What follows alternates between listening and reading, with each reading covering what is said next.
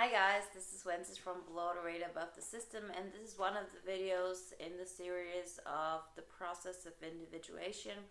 I want to talk now about internalizing a locus of control. It refers to the placement, as in locus, of one's sense of responsibility or power. In the normal course of child development, the locus of control gradually shifts over time from the parents to the adolescent until the mature adult reorganizes and takes up her responsibility for living as a well-functioning adult in society. So, whatever your personal history is, the core situation was the same.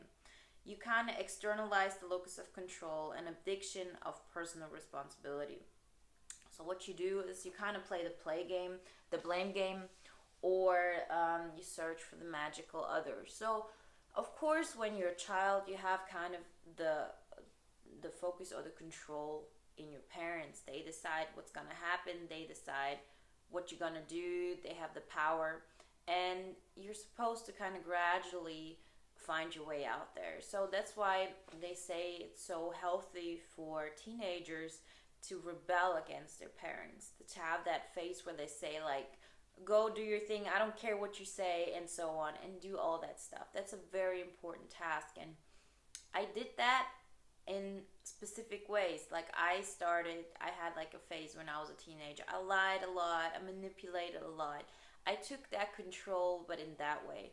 But that one that was the obvious power struggle, the one where I put my SE out and I said, no, I don't care what you say, I'm gonna do that and that, I never did that. And I think it's very, for a lot of INFJs like that. You will see, oh no, I never had a problem with my parents. I never had that. That's what we think. We kind of become individuals and we kind of do take control, but we take it in that way that we kind of have, we manipulate that, but we don't really want them to know that we are individuals who really make our own decisions and who do not care so much what they think. This is a big point, and it leads us to having some kind of control over life outside of us projected onto others. And these are the things that lead to that. The blame game. So my life is not good because I have bad people around me who keep me from being myself.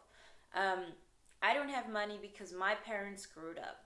I'm not happy because I was pushed around all my life. This is playing the blame game. And the other thing that is very common for us is the search for the magical other. You have, I cannot tell you how often I've had this thing where I just thought, oh, I just need that one person, that one thing to happen in my life is gonna be perfect.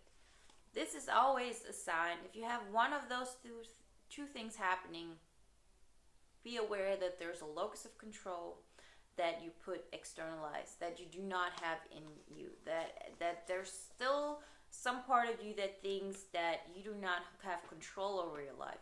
And it's not so much that you do not have control over your life, you actually think that something external is gonna save you. Once you realize there's nothing there, nothing's gonna help you, nothing's gonna really bring you out if you don't do it yourself. And you need to therefore achieve authority, responsibility, independence. And in a sense, every person unconsciously is a worse person when he's in society than when he's acting alone, because he's carried by society and to that extent relieved in his individual responsibility. 1 second, please.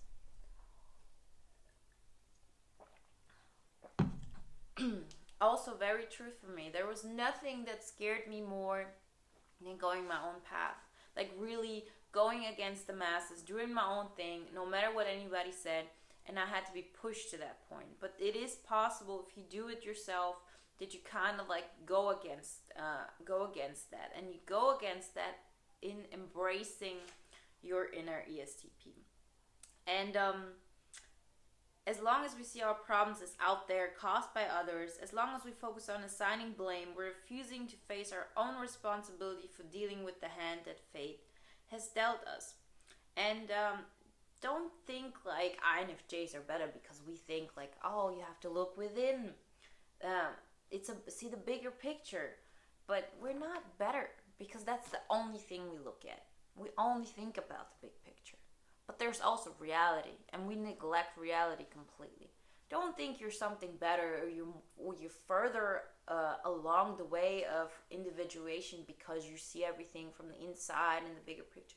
As long as you don't realize that there's some kind of reality that you kind of have to take part in, that you kind of have to create, or that you have to be a part of creating or making better, making some kind of impact. As long as you're neglecting that essential part of life, you're not better than anybody who just like wants to be successful, or wants to have fame, or whatever they want to be, without really looking in what this really means, and how we can be happy in the long run. Those two things belong together. We have to see what we're really about and make an impact on the world as it is right now. We have to start at some point. Parents mess up, bad things happen, but now we're adults and we have to overcome that. We have to understand that this happened, and blaming as well as thinking that there's a magical other who will transform our reality brings us happiness, and it's just another trap that is keeping us stuck. And since we are a culture of longing, we don't want to hear it. Nobody wants to hear that. But as long as those things that you think a magical other is gonna solve all your problems, relieve your loneliness, your boredom, which was one of my things. I thought like, man, I'm so bored. Somebody has to like really take that burden off of me. Instead of understanding, if I'm bored, then I have to do stuff that it's not that boring. That maybe people are not gonna like me. People may think I'm crazy or extravagant or whatever it is, but I need to take care of those urges that I have, and not think like, oh, I have to act a certain way so somebody else will give me those things. It doesn't work like this, because people do not understand that you need those things unless you give them to yourself. So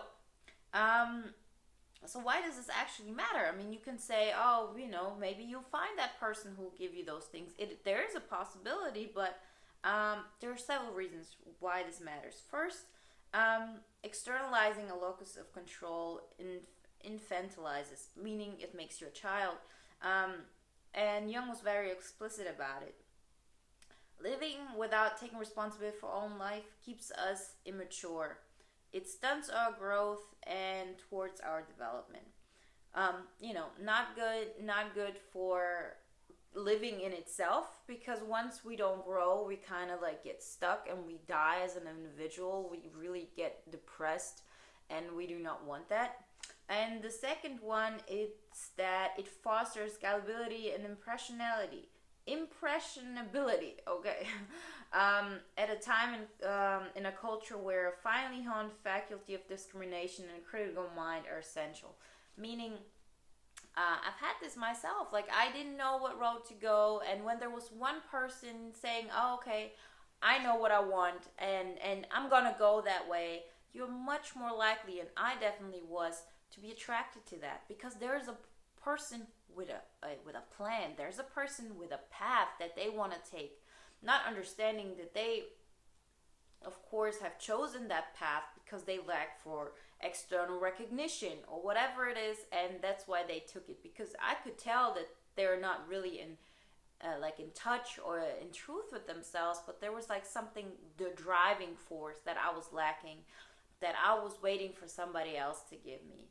And I had to like really understand that this is something I have to create, that force. I have to go a certain direction. I have to start today, and as difficult as it may be, especially the beginning, since we are so used to kind of like staying in this realm of not doing anything and just pondering and actually getting and being active. It's a very difficult process, but it was it is important, and once you start doing it, becomes much easier. So lacking an inner locus of control, we become prey to sly politicians, lying business people, screwed salesmen, and slick con artists eager to sell us a line or bilk us of our fortune. This is not the typical INFJ thing. we're not that easily convinced of those things. But as I told you before, it is your experience. There are certain things you may believe. For example, there was somebody who actually, they really wanted to do their thing and didn't want to listen to me. And I told myself, oh, poor them, they need my help because apparently they're suffering because they care so much about what I think and don't leave me alone and so on. And realizing that this is not bringing anything, and I'm actually telling myself this lie specifically for the reason that person is actually going somewhere and I could hop on their train and go with them. That was one of the reasons why I was attracted to that person. And once you really have your own path and your own direction and you really know what you're personally made to do on this earth, then you don't even look that far. If somebody treats you badly, you just say, what an idiot, and you look somewhere else. And if that person realizes what you're capable of or what they see in you, they will come your direction. You wouldn't look so much into their soul and think, oh, I need to save them because nobody else is saving them. Understand that your mind has always reasons for doing these things. And this is one of the main causes, looking for a direction to go. Somebody who takes off that control, and you have to do that for yourself. A third reason why internalizing a locus of control matters relates to the Jungian concept of projection. When we look at our life and see problems, situations that we don't like, relationships that aren't working, and then expect or demand that others change, we're projecting our own unconsciousness onto others. And since we don't have our own course, we let people project onto us. As I said, you kind of meet that person and they want to feel more powerful than you, for example. And you feel like, oh, I'm going to let them feel powerful because apparently that's what they need. There's some kind of problem they have and they need to feel powerful. So you do everything in your power to make them feel good. So they take you on their course, they feel good about themselves, and all is good. This is not, this is not good for them, and this is not good for you, because you cannot save them from the rest of the world. They have to understand that there are certain rules and there are certain boundaries how far they can go with their act. So if you pretend that somebody has more power than you to make them feel safe, you're lying to them. You're lying to them because you're not under their power. You don't think, oh, what a powerful person. You kind of feel, oh, they're having a certain way, I want to go with them, but there's in the end, I know better and I'm an individual and I'm not going to let that person control me. As long as you don't show them and you don't take really complete control over your life, you're lying to them and you're letting them lead the way for you. Don't expect others to do what they have to do. You do, either you do it or you leave. For example, if you have a situation with somebody and you think, why don't you take responsibility and, pick up the kids every time?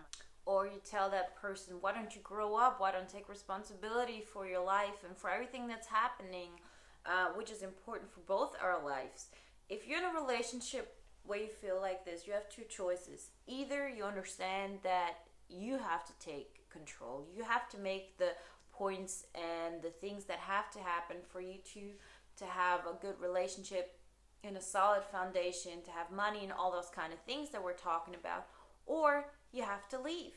You have to understand that you can't make other people do something and expect them. It's their part to do that. It's your responsibility. It's your life. And you have to, you have to do those things. And otherwise, it doesn't work.